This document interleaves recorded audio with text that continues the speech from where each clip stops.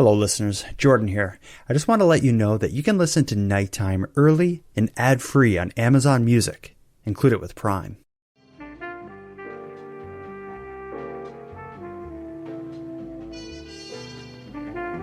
You are tuned to the Nighttime Podcast, focused on the fringe of Canada. Hello listeners. Tonight's story is going to take us into an alleyway in Surrey, BC. On an otherwise uneventful night in August of 2017, something horrible happened there. And despite the passage of time and the tremendous efforts of many, we still don't know what happened exactly. But what we do know is that when the dust settled, 19-year-old Tanner Krupa was laying there dead. Tanner's death is a mystery on many levels. Who did it and why, of course, are the ultimate questions awaiting answer. But beyond that, how did Tanner end up in a position for this to even happen? Tanner had only been in Surrey for a handful of days. Like many others, he was there for a short work trip. He knew no one. He was involved in nothing risky, just a 19-year-old who stepped out to grab something at a nearby convenience store. But somehow, he's found dead in an alleyway hours later. The only evidence left behind is images on a nearby security camera that shows two white vehicles speeding away from the scene. But despite widespread news coverage, the vehicles and the people inside them have yet to be identified. And that brings us to tonight. In this episode, we're going to learn more about Tanner Krupa's life and his death from one of the broken-hearted loved ones he's left behind. Our guest is Tanner's mother, Kim Krupa, and our topic is the unsolved murder of her beloved son, Tanner Krupa.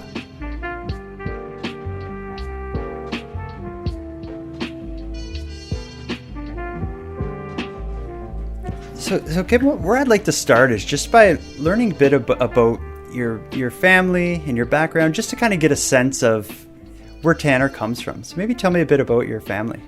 Okay. Well, Mike and I met and we had some problems getting pregnant. So when we did, believe me, I was very, very happy. And Mike has two girls from a previous marriage, which are my stepdaughters and Tanner's sisters. Mm-hmm. Just a normal family. Like, Tanner was into hockey. We were in hockey arenas 5 days a week. He was into soccer. He was, into everything where school, all the events, like pretty much my whole life was just based around being a mom. And that's all I wanted to be, was his mom. And Tanner was the youngest. So you mentioned his two sisters came with Mike. Yep, they did. They lived most of the time with their mom. So we, Tanner was an only child here with Mike and I, and the girls would come, on weekends or whatever. And as they got older, they definitely holidayed and hung out together and were pals. Yeah.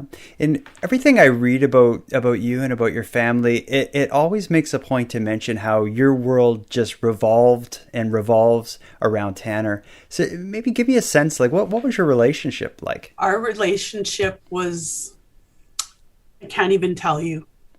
He was everything to me. Like that's all I did was be Tanner's mom my whole life. Like for the 19 beautiful years he did give me, and I was in a hockey arena. I've never missed a game, a practice, a school function.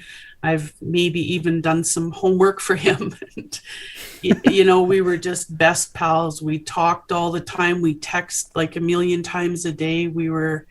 He was just my boy. Mm-hmm. And it seems like that close relationship, it wasn't just with you. Where I saw the documentary that was made, and hearing his friends talk about him, it's obvious how something about him, it seemed like he was just really able to connect with people and give them maybe his full attention. Like, because with his friends, it seemed like he had really special relationships as well. You know what? His friends are just amazing. And Tanner was just that guy, he would just walk into a room and he could make a friend with anybody. Like, he loved everybody, and just his smile could light up a room for sure. And he made friends so easy. He was I don't know, popular, but he definitely had a very big friend group, no matter if it was from hockey or from school or from inline hockey or fitness, or he had a lot of friends. Yes. Mm-hmm. Yeah. And you mentioned hockey and him being involved in different activities at school. Well, other than that, like, what were his interests? Like, fitness. Fitness he was going to be a fitness instructor. He was set to go to college in September to start fitness, everything to do with fitness. He loved working out, loved being fit. Like a lot of time at the gym, Lots sort of thing? Lots of time, yes. Eating chicken and rice 5 times a day. My goodness. Yeah. And for like a 17 and 18-year-old, that's a young age, I think, to get really into that. Usually people wait till when they're 25 and they start getting out of shape, and then they get into it. Yeah. No, but I guess there's some pictures, and I think he was probably 17 at the time, and he was getting ready to compete actually in some competitions for fitness. Wow. Yeah. So when I think of myself as a 19-year-old, of course I was just a kid, but I had no idea what I wanted to do in life or where I was going to go. What did you foresee in Tanner's future? Did you have any idea of what career he'd pursue, or do you have any idea what path he was taking? Definitely fitness for sure. Although when he did get this kind of part-time job that he had in Surrey before school started, he loved directional drilling. He did love it, but fitness was his passion for sure. Mm-hmm. And now you're from the Edmonton area. Yes. of Alberta, yeah. But Tanner, and this becomes a pivotal part in the story, is Tanner leaves home to go to Surrey, BC to pursue a job in directional drilling. What is that? I've never heard of that until today. They dig underneath roads. Now I could be wrong too, but from my understanding, they put fiber optics in all of the neighborhoods, which is an up and coming for your computer and stuff. So they dug underneath the ground to put those lines in. Mm-hmm. So tell me about him, like him leaving home as a 19-year-old. I'm sure you had some anxiety about that. Tell me about his decision to leave. I had very, very big anxiety, and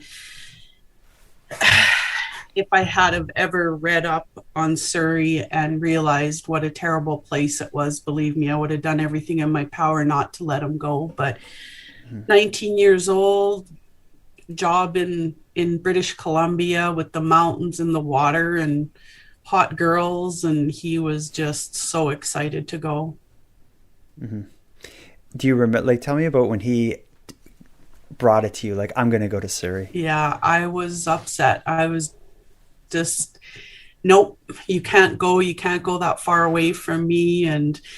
But he had his mindset he was going, and it was only for 10 days. They call them hitches. They go for 10 days. They come home for, 4 or 5 days, and then they go back out again.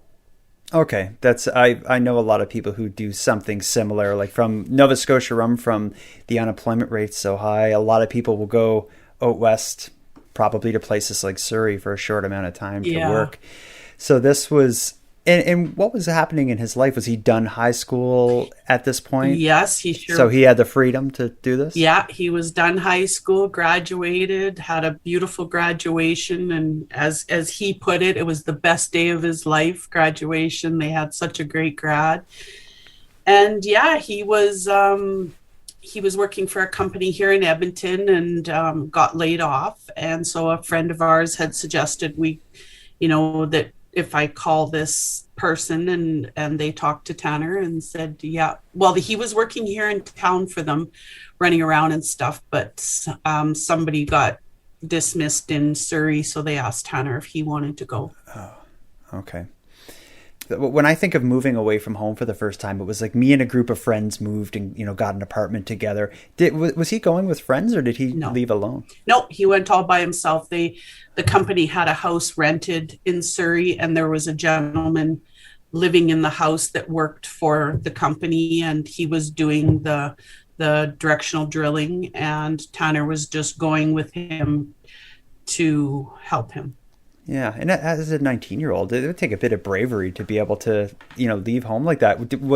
I can understand your anxiety about it, but did Tanner seem okay with it? Oh, no fear of that child.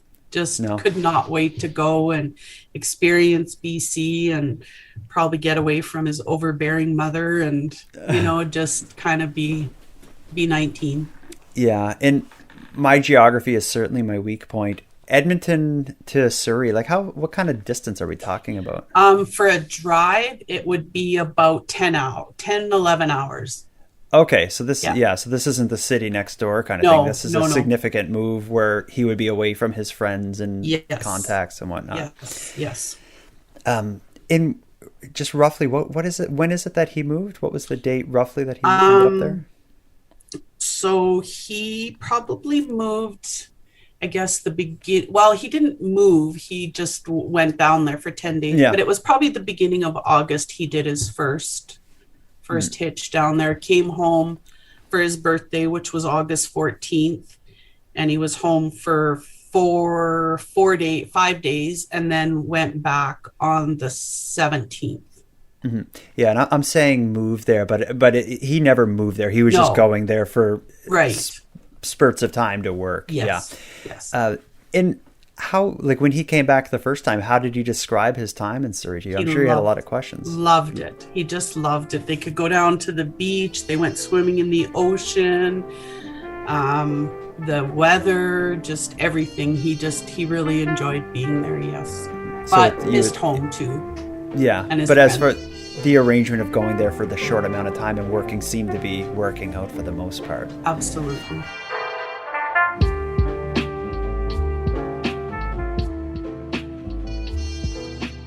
When did you first realize something wasn't right?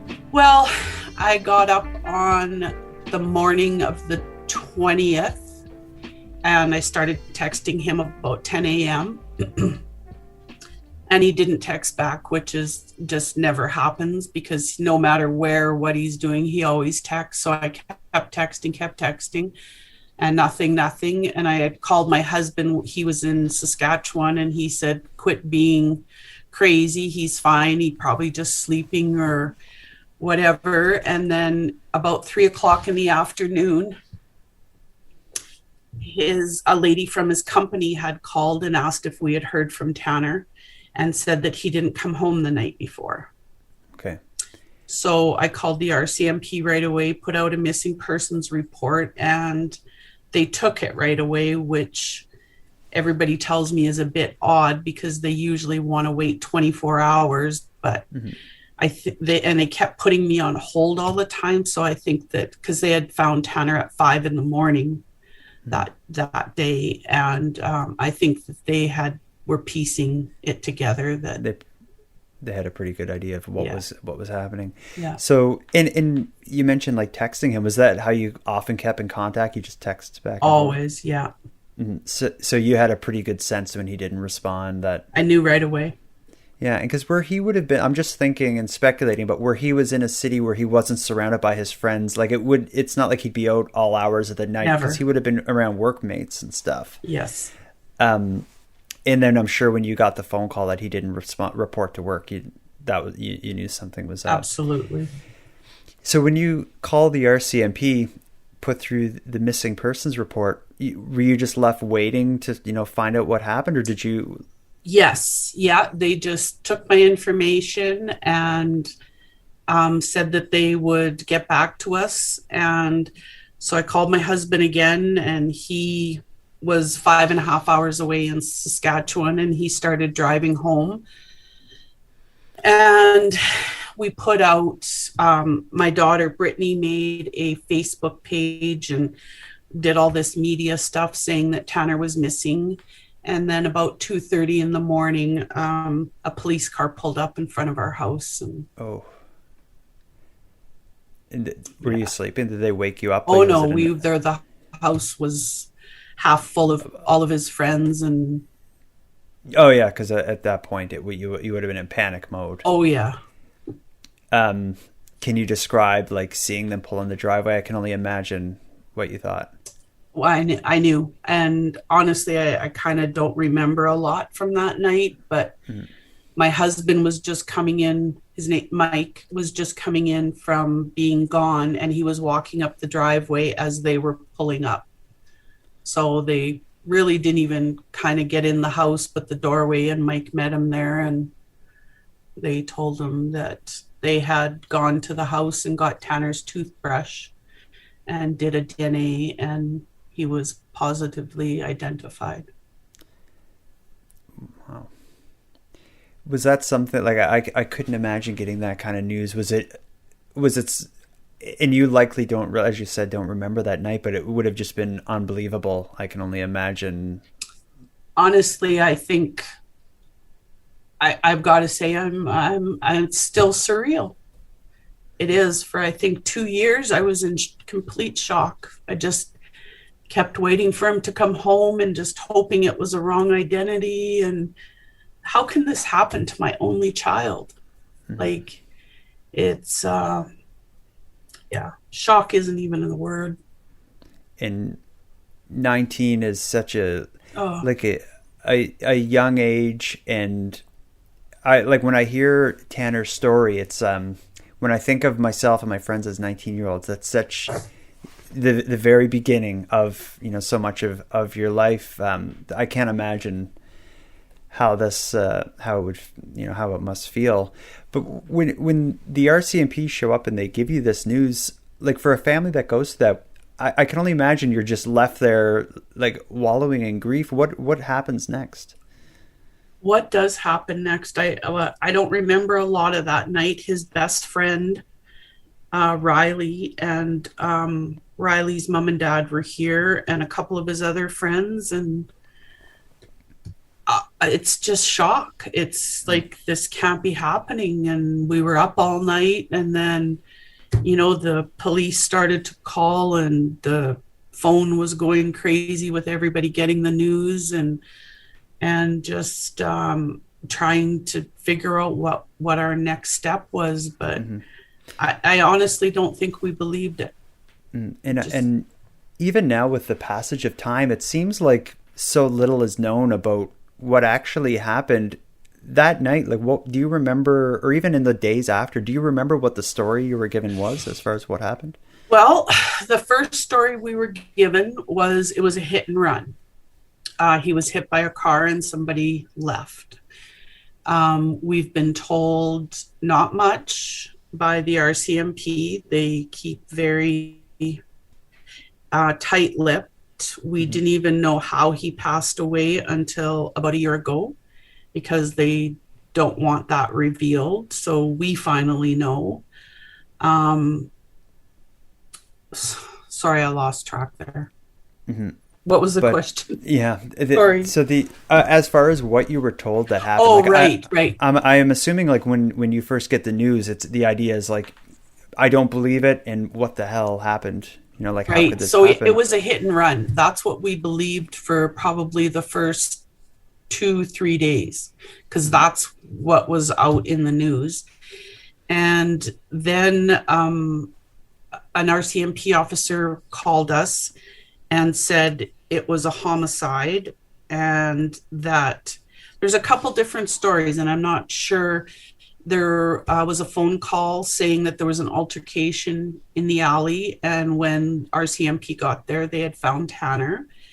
But then in one of the news releases, it's an interview with a neighbor, and a neighbor says they went out to go to work in the morning and looked, and they seen Tanner.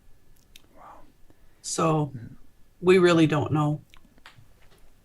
My understanding is he was found in the very early morning hours. Do you know, like, what was his activity the night leading up to that? Like, what led to him being outside?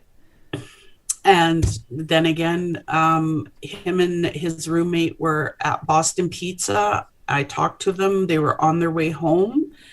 And his roommate said that Tanner had walked to the store for a package of cigarettes. And that's all we know. Do you know what time it was that he would have left for the cigarette? Like, was this like in the middle of the night? No. It was about 10. Okay. Yeah. It's late evening. Yeah. Okay. And what surprises me is how little you seem to have, how little seems to be concrete, fact as far as what happens. And you would think, as yourself, as his mom, like you'd be privy to a lot of what the police know, but there's still that much uncertainty about whether or not it was somebody had just happened upon him and found him, or someone responded, or the police were responding to reports of an altercation. But needless to say, he was found, and it's described as an alley, but some of the photos I saw of that area, it looks to be a street. Like, can you give an idea of like the area he would have been found? Yeah, it was an alleyway, and there was houses on, I'm going to say, like the west side, and then the east side of the alleyway was kind of like a strip mall. It was it had, I'm not sure what kind of stores, but it had a few different stores, and it was close to a college too. But as far as if he was leaving his home to go to a convenience store, let's say, to buy a pack of cigarettes, would it have made sense for him to be in this part of the city? No. Okay. No. So there's still a question of why he was there. Absolutely. Mm-hmm. And how he got there. Okay. And I'd like to get into what seems to be the main piece of, I guess, evidence related to who is responsible for this. Is police have shared video of two white cars leaving. I don't know if it's leaving the scene or what, but they're looking for information on these white cars. What do these white cars have to do with Tanner's death? Well, they think these white cars were seen leaving that alleyway. Okay. And it's like a CCTV video, like security camera or something. Mm-hmm. And I'm thinking, like, looking at that area, and given the time of day this happened, there couldn't have been a lot of traffic. So other than these two vehicles leaving the area, is there anything else that you know of that people are going on to try to figure out who's responsible? No, we don't know a lot. That's for sure. The IHIT does not give up too much information, and we beg, we plead, but we don't get much. People who listen from other parts of Canada won't be familiar with IHIT. What is IHIT? IHIT is called the Integrated Homicide Investigation Team. Is this like a police kind of division in Alberta or something? It's in British Columbia because there's such a high murder rate up there that they've formed a division of the RCMP that just specializes in the homicides. Mm-hmm. When I was reading of Tanner's story, I've often come across the story, the version of the story that involves someone calling 911 to report an altercation and police responding. I don't want to get into something you can't talk about, but I've seen police use the word assault. Did it seem like his death was caused by like a physical assault, or are you able to say if that was something that happened? They said an altercation. So again, still, we don't know a lot, but because altercation could be like, you could use that word to describe people screaming at each other, but you could also use it to describe a car accident or something. Like an altercation I would think is just a situation. Yeah.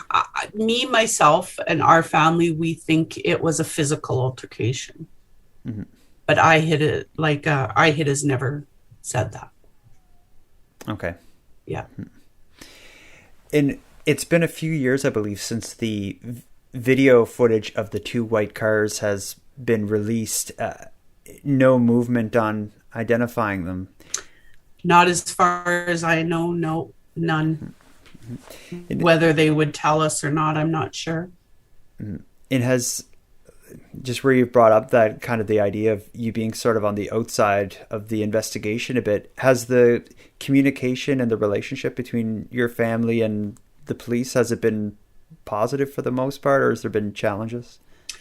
There's definitely, we've gone through 3 investigators. The first and second one were absolutely amazing and have visited us, kept in contact with us, updated when they could. But lately it's been very, very challenging. Very. Mm-hmm. It's just like we're another file on their desk. Mm-hmm. And I'm assuming as more time passes, the priority of looking at Tanner's case is probably harder and harder. I'm sure it is for them. But I wonder if that's what you get a sense of as well, is like, how has the communication changed over time? Like, are you hearing from someone monthly, every 6 months, or do you have to shout at them to get a response? We don't hear from them at all. At all? Okay. At all. But I call, I text every couple weeks, or I'm in contact and try and get updates, but I get the same story all the time, that we're busy on another case. We're looking into Tanner's case. It's still a top priority. It's the same stuff every time I call. Mm-hmm.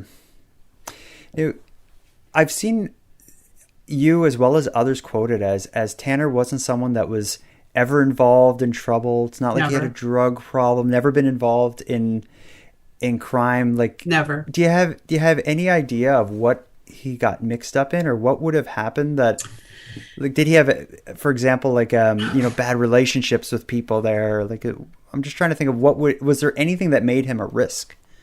He didn't know anybody there except for the roommate. I'm pretty sure of that. I mean, I don't know. Us as a family, I think the only conclusion we can come to is maybe he was jumped, like for money or for, the cigarettes, or, and Tanner was a pretty big guy and fought back. And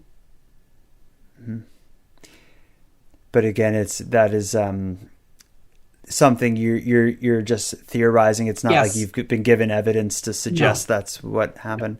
No evidence. Is that normal for a family of with a child? I guess he's not a child, but of a family member who's a victim of homicide. Like, is it normal for you to have received as little as information as you can? Like, I would again, I'm on the outside, but I would think you'd be given access to, crime scene photos, and here's the recordings of these calls. It's not like that in real life. It is definitely not like that. And I don't want to say anything bad about iHit. I know they have limited resources, and the murder rate there is very high. And I think if they did have the resources, that it would be solved, but they don't. The communication is terrible. They don't ever reach out to us. We don't know nothing. And every time I call, it's the same old dribble every single time. And I reached out to the superintendent of iHit last week and wrote him a long letter and just told him how upset I was about everything. And we'll see how that goes. Yeah, and it's been 4 years now, roughly 4 years since Tanner's death. Has there been any moments during that 4 years where it felt like, something's about to happen, or, here's some promising new information? Has there been high points? Never.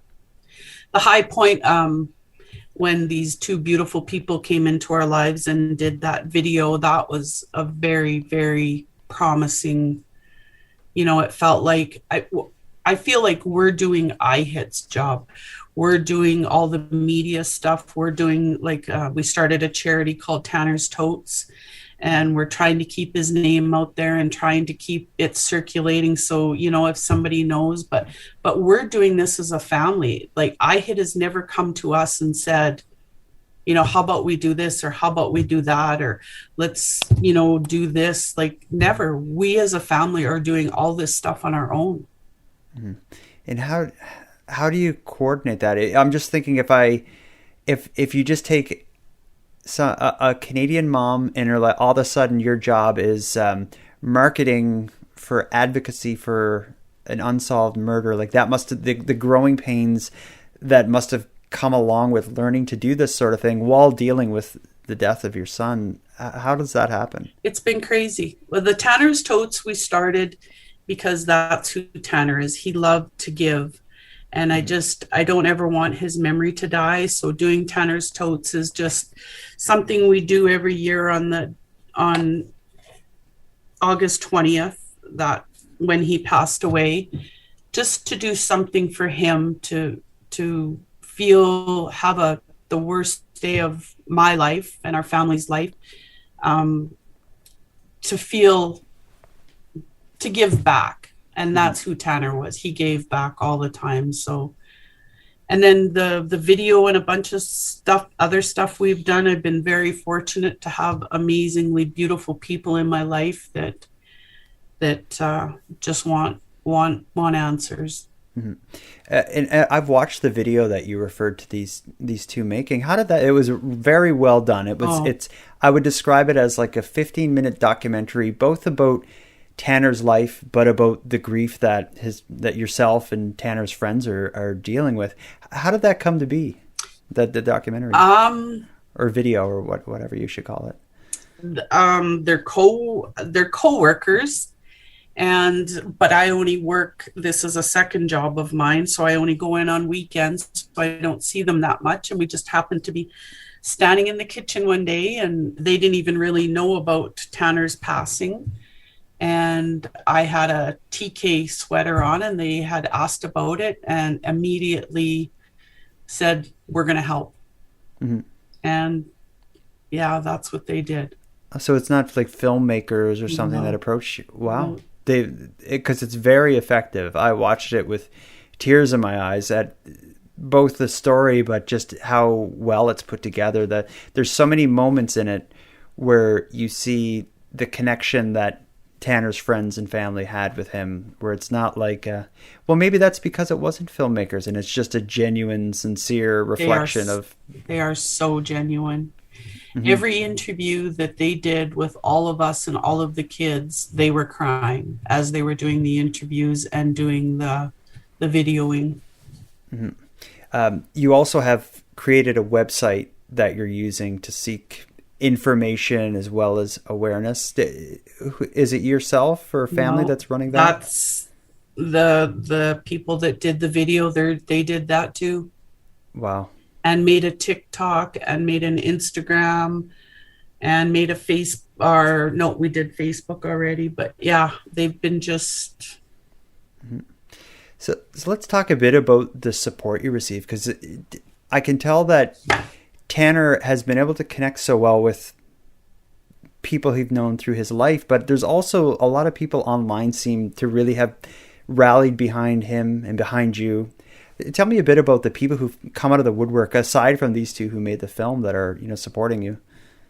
Well, Tanner's friends have been there since day one, and they have never left. And we get calls, texts, visits.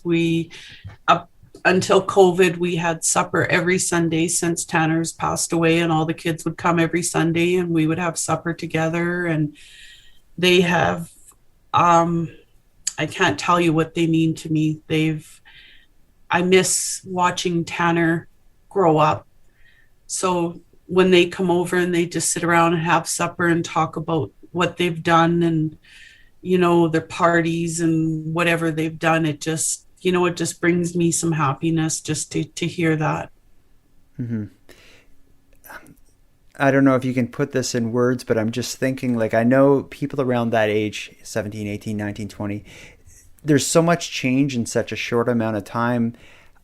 Seeing Tanner's friends, 4 years later, they must be like different people. How does it feel to have like your memory of Tanner as a 19-year-old, but see the people around him aging? Like, how does that feel as a mother? It feels terrible because you always wonder, what would he look like today? What would he be doing today? What would he be driving? Would he be in a relationship? I have those questions all the time. Mm-hmm. I live through the kids, really. Not live through them, but I enjoy, all of their lives, and so grateful that they let me be involved. Mm-hmm. And with Tanner's, with there being no justice for Tanner's murder, does that affect your grief and your ability to It does live your life? Like, it does. There's this idea, like, I think a lot of people who fortunately have never experienced what you and your family are going to, there's this idea of, like, getting closure and that helping healing. Is that real? Like, do you feel that? It's absolutely real. We talk about all the time, if it had been a car accident or something like that, it would, he passed away and we'd be able to grieve, but this is like an open wound. It's every day we're fighting and trying to find him justice so he can rest in peace and our family can have some answers, and just never ever close the chapter, but close the murder chapter, and somebody's held accountable for it and we can start grieving as a family. Mm-hmm. I'm trying to put my own experiences in it, but I think of just an example. I had my prior car that I had was broken into, and I often that affected the way I viewed that car. There was this breach of, I guess, trust or security or whatnot with the area I park my car in.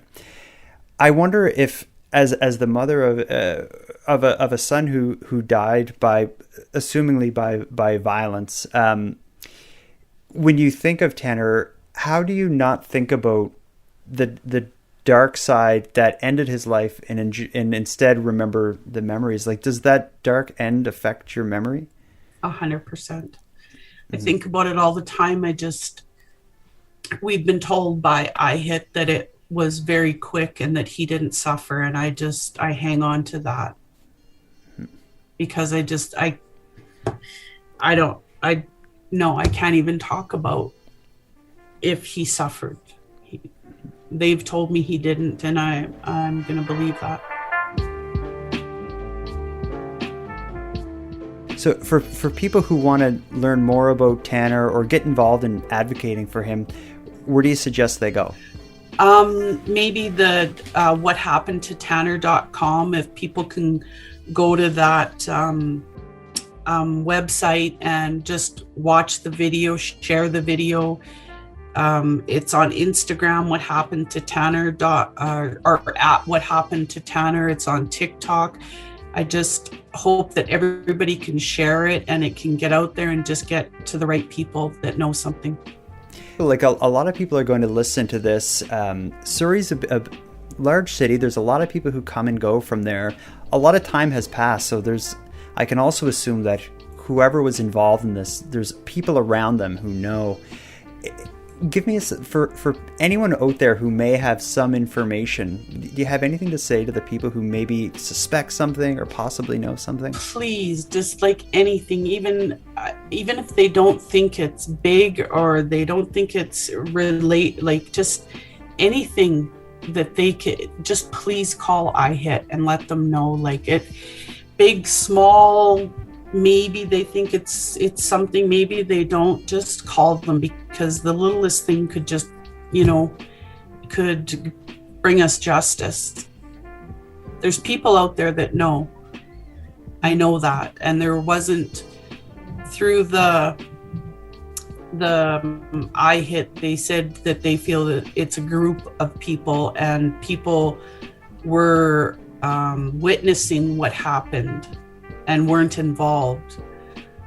So there's more than one person, and I'm just praying and that they will come forward and just say what they know.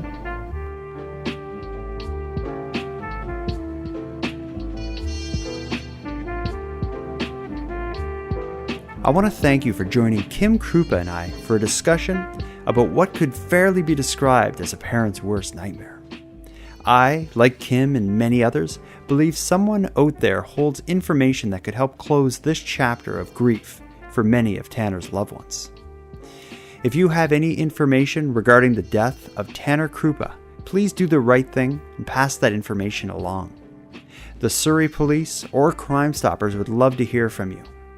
Or, if you're too intimidated to contact official channels, you can contact me and I'll get your information to them on your behalf. And with all that said, let's wrap up this episode of Nighttime. But before we part, I'm going to give some thanks. First, a huge thank you to Kim Krupa for again reopening her wounds and sharing Tanner's story with us. Kim, I can't imagine the strength it must take, but I see it as a testament to your love for your son Tanner and your need to find justice. Thank you for sharing your story here on Nighttime. Next, I'll give a big shout out to Monty Data, who contributed the music for this episode. It's a piece called Noir Tokyo. And lastly, a massive thank you to everyone who listens to Nighttime, as without your interest and your support, this show would be as pointless as it would be impossible. But with that said, keeping the show alive is and has always been an uphill battle.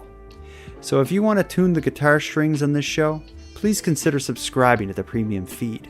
For about the price of a cup of coffee, you can keep the show alive by subscribing at patreon.com/nighttimepodcast. And with that said, let me thank the newest supporters of the show. Shelley, Jolene, Colin, Sean, and Ricky. Thank you for your generous support. For anyone else out there who'd like to support the show, you can give me a big hand by simply sharing the episodes across social media or letting like-minded friends know what we're doing here. If you have any story ideas or if you want to give feedback on the show, please reach me at nighttimepodcast.com/contact or find me on social media. I use Facebook, Twitter, and Instagram, and I'm often live on the Nighttime YouTube channel.